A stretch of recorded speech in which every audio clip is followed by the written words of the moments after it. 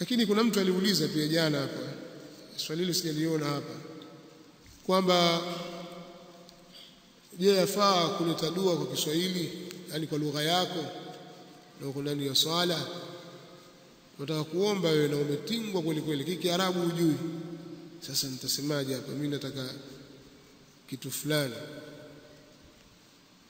nataka kujua Kiarabu chaitwaje hiki ili niombe. Je, yafaa kuomba Kiswahili? Na pengine wakati wa kujifunza hilo hakuna.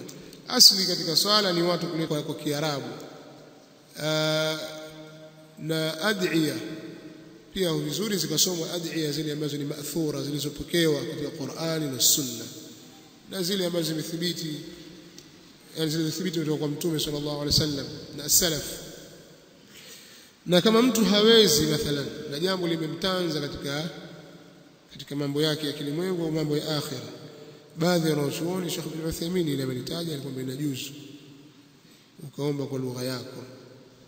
Msiulize sema Kiswahili tu, hata kama wewe ni Manyema, Mnyakyusa sijui, basi omba Kinyakyusa. Si ndio hivyo Sheikh Abdallah?